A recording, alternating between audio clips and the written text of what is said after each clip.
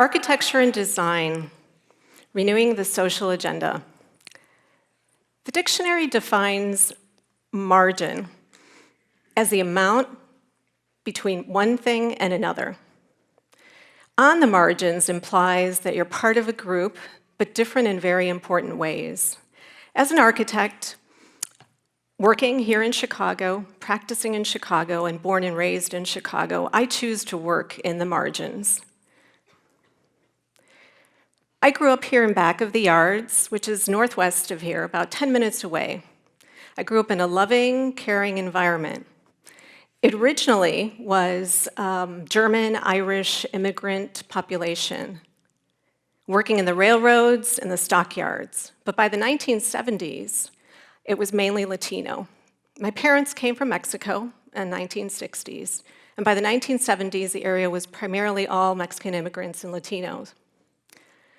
Although it was a very distressed neighborhood, I grew up in a very loving environment. It was very culturally rich. It was a leafy street, lots of neighbors and families, the sounds of music always, people, families. It was a wonderful environment. Yet, when I was young, I would go to downtown Chicago, and I was mesmerized by the buildings. I was mesmerized by the shiny new buildings, by the shores of Lake Michigan, by the green expanse of Grant Park.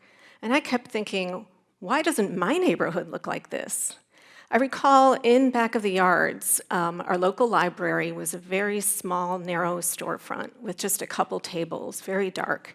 Yet when I went downtown, the library, which is now the cultural center, was this large, beautiful building, this 40-foot diameter, stained glass dome, this beautiful light that would come in through all the spaces. And I wondered, why doesn't my neighborhood have this? Why doesn't my neighborhood look like this? Because of the fact that I wanted to become an architect, I wanted to see what are the questions I needed to ask. For example, between the 1940s and 1960s, Chicago's public housing projects were the answer to solutions for communities. As an architect studying architecture, I knew that cities had many endemic problems, as most of you know, social, economic, and cultural. And these problems, architects and planners always tried to resolve, but unfortunately, sometimes with failures. And why with failures? Because often they didn't ask the right questions. Some of these projects, as you can see, don't have any green space, no community space. They didn't have the involvement and the voice of the people who would live there. I decided that I was going to escape from the traditional process of architecture, which is typically being at a desk, being the star architect, singly thinking of that solution and idea, and coming up with this big vision. What I feel is that the community and the residents need to be at the forefront of the design process. You can see here the process that I feel is appropriate: to listen to the people, to listen to all the community members, to propose an idea, to refine it after many discussions with the residents, to create it, and then transform a community and see those solutions. I'm here to say that when I founded my office, I embedded that philosophy into every project that we work on, because I firmly believe that design solutions should be societal solutions. I believe that as socially responsible designers, we need to ask many questions up front. In Chicago, the river north is where my office is, the dot right up on top. One of our first projects that we undertook was the area of Pilsen. And it was Pilsen because it was so near and dear to my heart. It was very similar to where I grew up. Pilsen is a neighborhood also that is a port of entry for many immigrants, mainly Mexican American. It also had a great history, art, culture, beautiful murals, families, people, activities, great food, the smell of food. What I did first, though, is not decide to design a building. What I did is talk to the people. So I was invited by a community group, the Resurrection Project. They're a very large, strong group in Pilsen. I was invited to join their planning committee. And during the planning committee, it was very interesting because I listened, and the big societal problem was the graduation rates. They talked about the fact that the high school graduation rates were so low, the college graduation rates were very low. As we had that discussion, we started to think about how can we resolve this, and I kept thinking about architecture. So how can architecture resolve some of those issues? We talked about the fact that at that time, the Lumina Foundation had done a study, and the statistics were alarming. What the statistics showed is that for every 100 Latino students, 52 graduate high school. 31 enroll in college, and only 10 actually graduate. So that 33% was very disturbing to me. And as it said, locally, the local high school in Pilsen had one of the lowest graduation rates. So we figured, how do we resolve this? How do we resolve this? Not primarily through typical methods. So of course, sometimes the answer is better principals, better teachers, more funding, and of course, those are all great. But how do we resolve it through architecture? So after asking all those questions and beginning to look at what could be the solutions, the next step was to immerse ourselves in the neighborhood. The concept of the project I'll be showing you, La Casa, was born. That concept was, how can we get students, regardless of which university they go to be able to have the rich experience of student housing? Because at the same time, articles had come out saying that students academically perform better when they have a roommate. So those of your roommates, you're doing better because of your roommate. The statistics showed that those who lived in communal housing, they had each other's support, they coached each other on, and performed better. So here in Pilsen, this is the outline of Pilsen area. We looked at the land use. We looked at transportation also, because this is an important issue for how do people get to jobs, how do they get to their universities and colleges. So the solid lines are the elevated L tracks. The pink line is right in Pilsen. The dashed circles are the half-mile radius, which is what a person typically is willing to walk to public transportation. So as you can see, on the east side of Pilsen, it sorely lacks public transportation. We looked at green space. The Chicago Park District recommends at least 2 acres of green space for every 1,000 residents. And some other best practices really recommend 4 acres for every 1,000 residents. In Pilsen, there are over 14,000 residents, so they only have about 20% of the minimum required green space, sorely lacking. The other issues also were residential and industrial. There's a real conflict between the two and how those two interact. And the huge amenity in Pilsen is the river, the south branch of the river, which unfortunately is right now very underutilized in the area. So here we were with this project that had societal problems, how did we answer them, and the fact that all of these issues were here, but there was this great piece of land, this beautiful location, and a community that really wanted to create some change. So the Resurrection Project owns some land. What we did is we looked at the streetscape to see what was there. We decided then to build a building right at the pink line L stop. It's at Paulina and 18th Street. And the building is called La Casa. It holds up to 100 students that live in suites with up to 10 students per suite. It has the life of the neighborhood, and the students come from all over Chicagoland area. The interior has light that pours through and community rooms and corner spaces and spacious living suites, communal kitchen in every suite so that the students can eat together, and fitness areas and resource centers. And while we focused on the design of the building, the Resurrection Project focused on how to make it affordable. So the students pay in a sliding scale.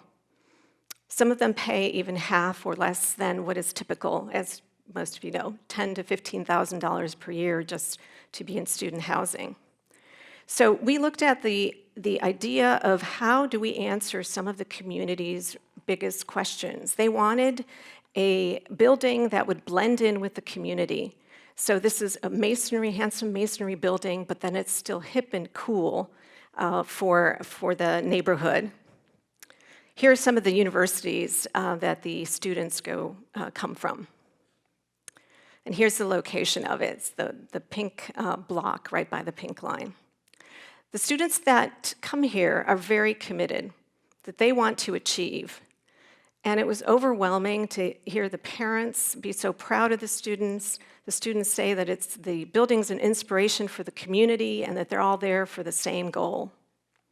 Because, as I said, design solutions should be societal solutions. So what were the results?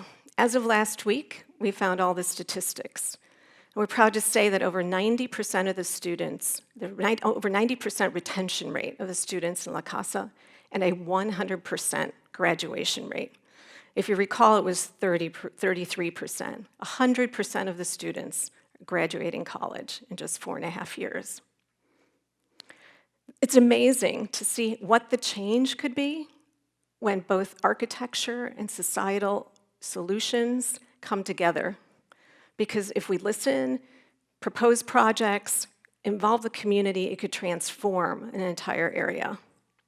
As part of this whole master plan that we worked on in Pilsen, there are many other questions that came to us as to how can we resolve some of the economic problems and some of the environmental problems. So the big concept, this is the second kind of project I'm showing, the big concept was El Paseo. El Paseo is actually, in Spanish, it means promenade or a walk. And the transformation that we envisioned with many community members, there were actually a community meeting with over 200 community members to talk about these abandoned railroad tracks. And this could be this beautiful urban park that can transform the entire neighborhood. Similar to the High Line, which is the image on the right, in New York City. In New York City, it has spurred over 30 projects due to the High Line, and the mayor at the time even said that it has dropped the crime rate. This kind of project, the whole paseo and walking down Sangamon into the river, is one of those transformative projects because not only can it be a walk about recreation and health, it can also bring jobs. So we envisioned that the areas of the abandoned sites between all of these warehouses could actually be transformed into textile centers and textile manufacturing, and designers could show all their clothing back to the history and tie it back to the Latin American countries and the fact that the textiles are so important. We envision this project to be between a few of the abandoned warehouses and how much of the shopping and the economy can come back to that district. We envision the railway can be turned into cars that still move on the railroad tracks.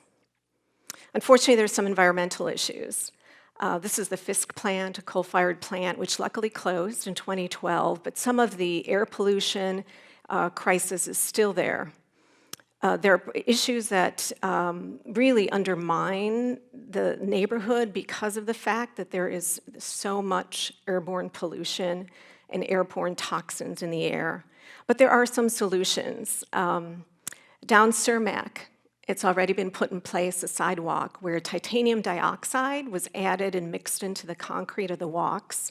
So when sunlight hits titanium dioxide and it interacts with concrete, it cleans the air. These kind of things, these technological advances, are so important in these underserved neighborhoods. The river, the greatest amenity. We took some concepts that the neighbors and the community members said about, why doesn't the water taxi that stops in Chinatown, why doesn't it continue further south on the South Branch so that visitors and pedestrians can come to Pilsen? And so these are just some images of some of the transformations that can occur. Some of the boardwalks and river walks and green space, as I mentioned, that was sorely lacking in the area. And the idea that these slips that are so abandoned can become parks and recreational spaces. Docks and boardwalks. This is a project that my office, UrbanWorks, that we have in mind for how people can use the river and have it be passive and active recreational spaces. All of these are important because these communities that are underserved and struggling are the ones that need this the most. Of course, Chicago isn't the only city. All across the United States, there are cities undergoing the same kind of issues. So we're not alone. For example, in Pittsburgh, it underwent abandonment, but the close-knit neighborhoods and people have begun the resurgence for public spaces in the area. Oakland, California, there was urban disinvestment after World War II, the flight of industry, and it's been completely revitalized. Providence, Rhode Island, was previously textile mills and silverware being made in factories, and now it's been turned around to this beautiful river walk with a very, very heavy creative arts district. Every moment I can, I teach the architecture students, some of my students, as to why they should be designing and thinking first about the community. Here at IIT, the Illinois Institute of Technology, I had a 2015 studio class where I gave my students the challenge of what to do for El Paseo in Pilsen. And the outcome was amazing. They had ideas after meeting with the residents and walking through the entire Pilsen neighborhood. I mean, their ideas were phenomenal as far as that it could be stores and museums and galleries and recreational spaces. We definitely know that there is so much to be done in our communities, and it's really about first making sure that we know what are all the societal problems.